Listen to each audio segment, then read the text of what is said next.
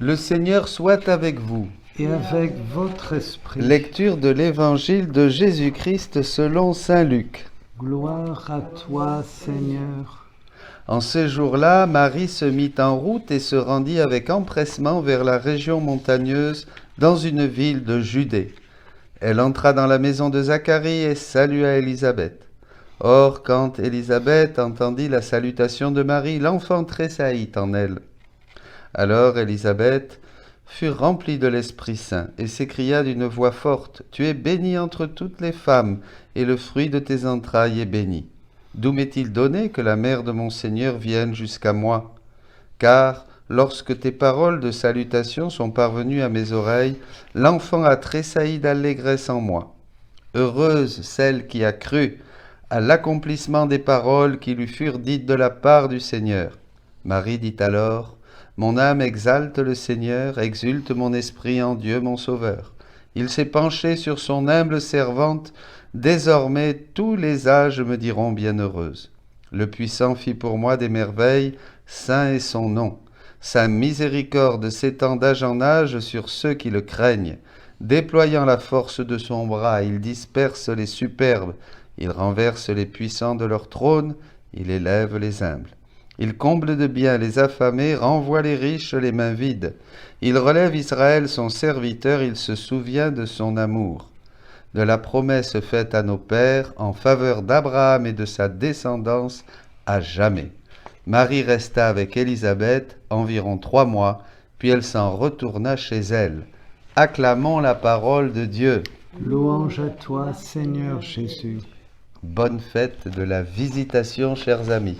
Eh bien, nous allons, avec le Père Jean-Jacques, heureux d'être tous les deux réunis et avec vous, lire cette belle méditation du livre de la Vierge Marie dans le royaume de la divine volonté, qui relate ce moment de la Visitation.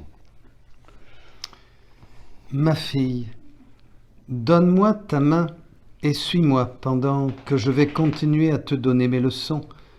Accompagné de Saint Joseph, j'ai quitté Nazareth pour me rendre en Judée, affrontant un long voyage à travers les montagnes pour visiter Élisabeth qui, malgré son âge avancé, était miraculeusement devenue maman.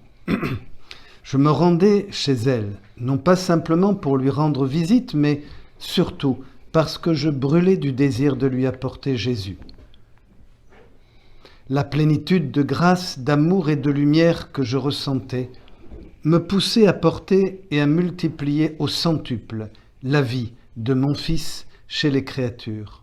Oui, ma fille, l'amour maternel que j'avais pour tous les hommes, et pour toi en particulier, était tellement grand que je sentais l'extrême besoin de donner mon cher Jésus à tous, afin que chacun puisse le posséder et l'aimer.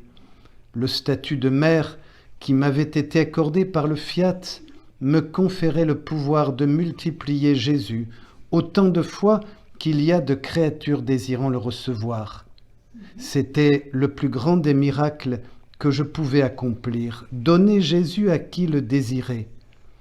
Comme j'étais heureuse et comme j'aimerais que toi aussi, ma fille, en approchant et visitant les gens, tu sois porteuse de Jésus et impatiente de le faire connaître et aimer. Après plusieurs jours de voyage, nous sommes finalement arrivés en Judée, où je me suis hâté vers la maison d'Élisabeth. Elle m'a salué, le cœur en fête, avec les souhaits que je lui ai donnés. Un phénomène merveilleux s'est produit. Mon petit Jésus exulta dans mon sein, et fixant le petit Jésus dans le sein de sa maman, avec les rayons de sa divinité, il le sanctifia, lui donna l'usage de sa raison et lui révéla qu'il était le Fils de Dieu. Jean fit un tel soubresaut d'amour et de joie qu'Élisabeth en fut secouée. Touchée par la lumière de la divinité de mon Fils, elle comprit, elle aussi, que j'étais devenue la mère de Dieu, et dans l'ardeur de son amour pleine de reconnaissance, elle s'exclama « D'où me vient cet honneur que la mère de mon Seigneur vienne me visiter ?» Je ne niais pas ce très grand mystère. Au contraire, je le confirmais humblement en exaltant Dieu par le sublime cantique du Magnificat que l'Église utilise encore pour m'honorer. Par ce cantique, je disais que le Seigneur avait fait de grandes choses en moi, sa servante, et que tous les âges allaient me dire bienheureuse.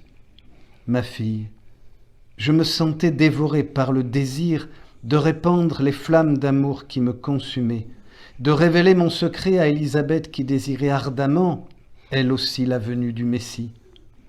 Un secret est un besoin du cœur que l'on révèle irrésistiblement aux personnes capables de nous comprendre. Qui pourrait dire tout le bien que ma visite apporta à Élisabeth, à Jean et à toute leur maison.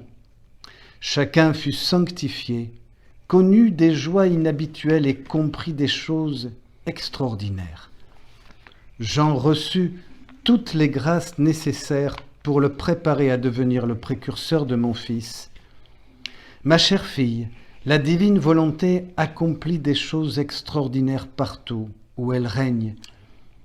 Si je fis plusieurs prodiges, c'était parce que la divine volonté avait sa place royale en moi. Toi aussi, si tu laisses la divine volonté régner dans ton âme, tu deviendras porteuse de Jésus aux créatures. Tu sentiras le besoin irrésistible de le donner à tous. Amen. Amen. Et chacun d'entre nous, alors aussi, si nous avons ce désir, eh bien, nous donnons Jésus à tous. La divine volonté nous fait porteurs de ce Jésus. On termine ce mois de mai, Père Jean-Jacques.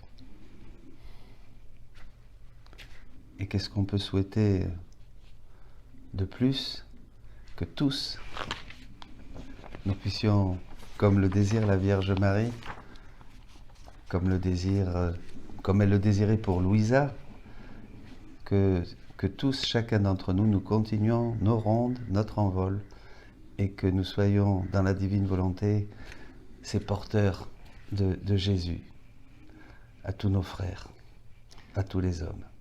C'est ce que souhaite Marie à Louisa, et ça nous rejoint, être nous-mêmes, avoir ce même bonheur, cette même exaltation, ce même désir de partager ce trésor, ce prodige de Jésus.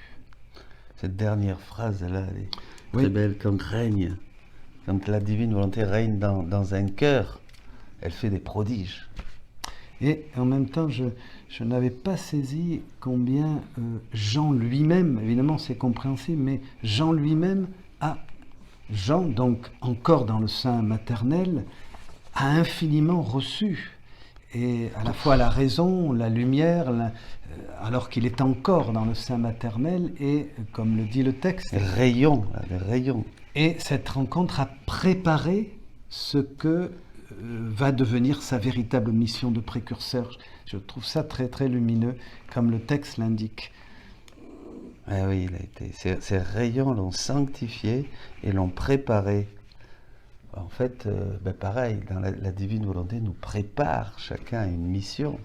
On peut vivre, on peut comprendre et vivre cette fête comme une rencontre et comme Jean.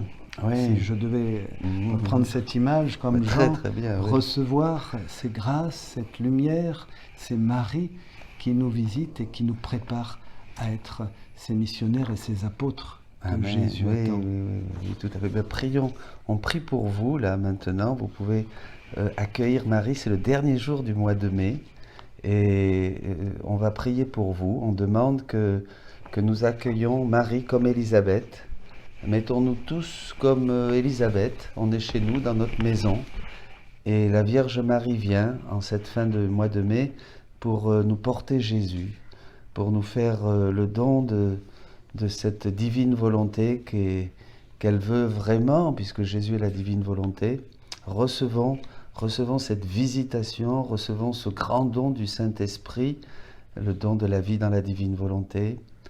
recevons cette grâce maintenant, tous ensemble pour chacun dans sa maison, par les mains, par le cœur immaculé de Marie, notre maman. Recevons ce grand cadeau qui donne à chacun la possibilité d'une vie nouvelle en laissant régner la divine volonté et de faire de grandes choses, des plus grandes choses que Jésus a faites sur la terre. Même il vous ferait des œuvres plus grandes que les miennes. Cela n'est possible que dans la divine volonté. Bénis, Seigneur, oui, bénis chacun. Bénis tous tes enfants. Bénis ces maisons. Bénis tous ceux qui nous écoutent. Amen. Au nom Amen. du Père, du Fils et du Saint-Esprit. Amen.